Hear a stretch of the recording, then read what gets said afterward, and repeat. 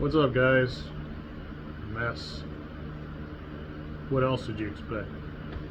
So, I've reached a turning point, or at least a satisfying point in this engine build, and that is the entire engine is one color.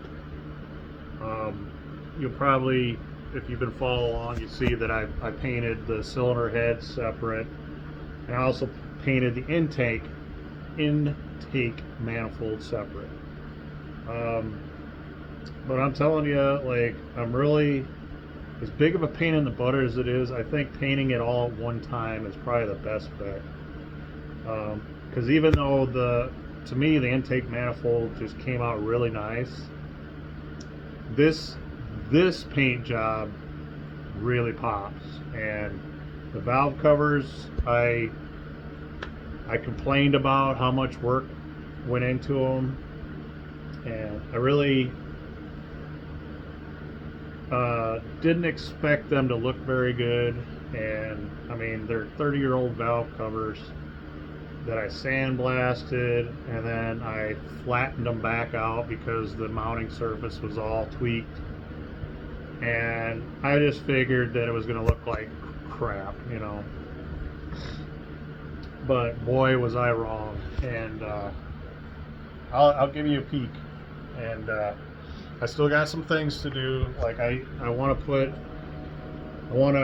put brass core plugs in the engine. I put them in the head and driver's side head, and that was it, and masked it and everything. But you know, it's such an effort to try to mask off a core plug.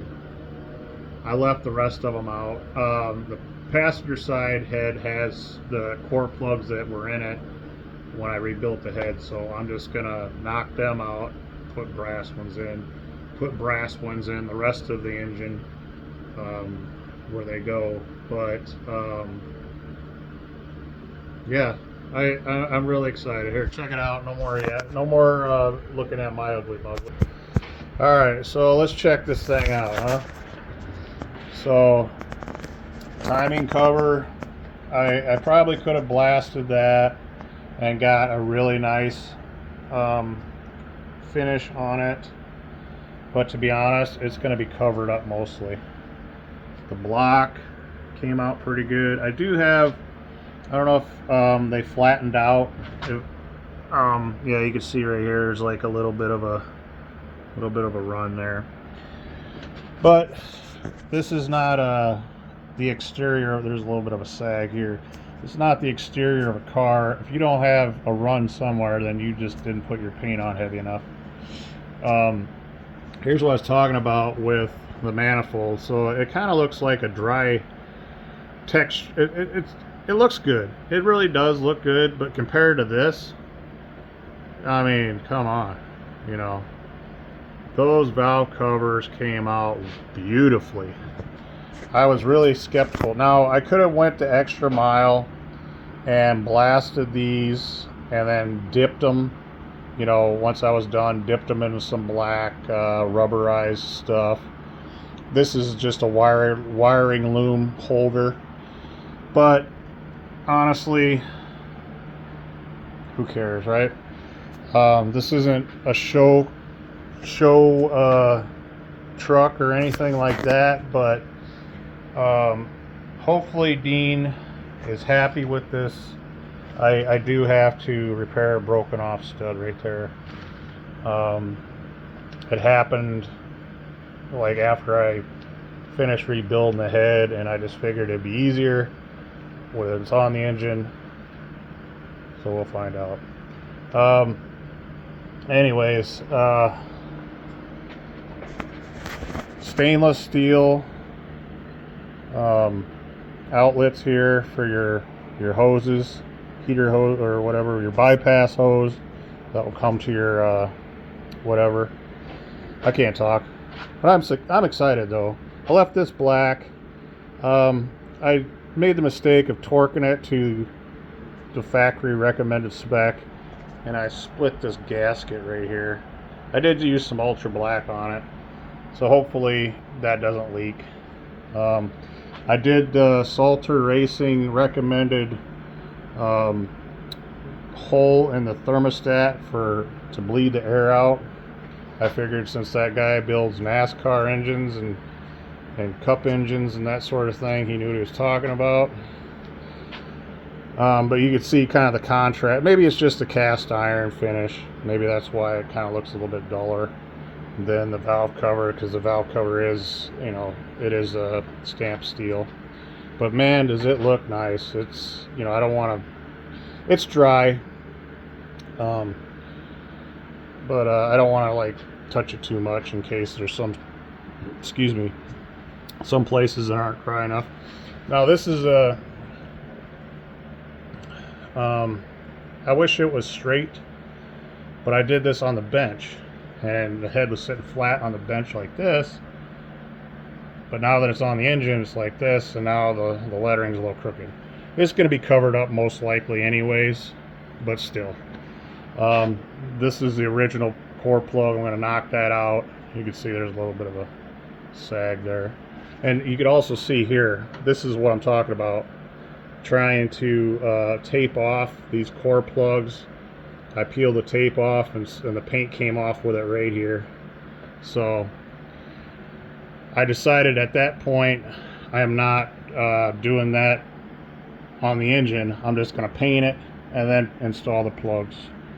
So mask this off, mask that off. I use the gasket as an outline to cut my masking tape, so that way the paint would be all the way up to the part and there wouldn't be any bare metal.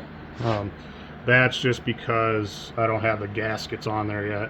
That's why you can see a little bit of the outline there. But I did the same thing on the heads. Used the intake manifold gasket and traced it off with this guy, X-Acto knife.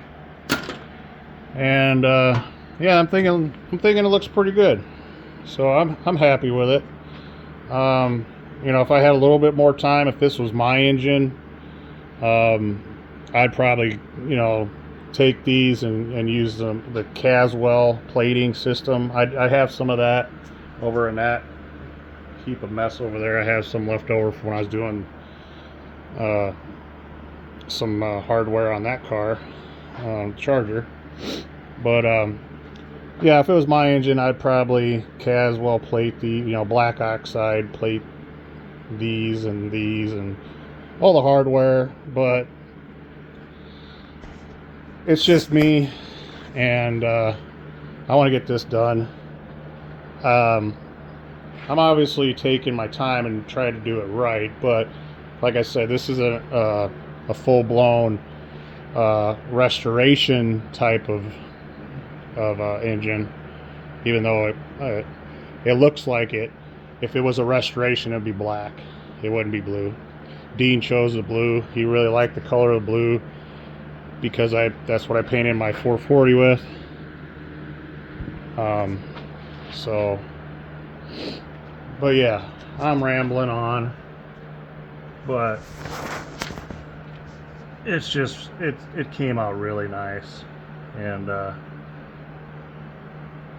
can't wait to get this thing installed and get it fired up and get it out of my driveway, honestly.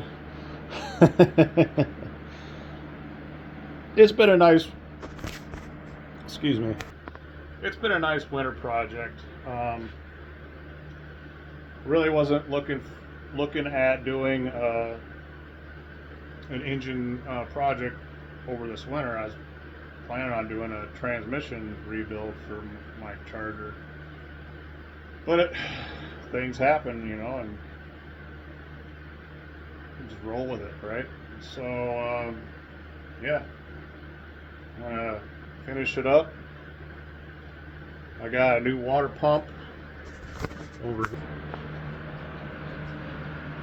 Got a new water pump for it, new bypass hose, got some new grommets somewhere, cleaned up all the hardware on the wire wheel, and then I just gotta figure out all the back bracketry You know, it's got some oddball late LA engine bracketry that I'm not familiar with, so I'm gonna have to fumble through that.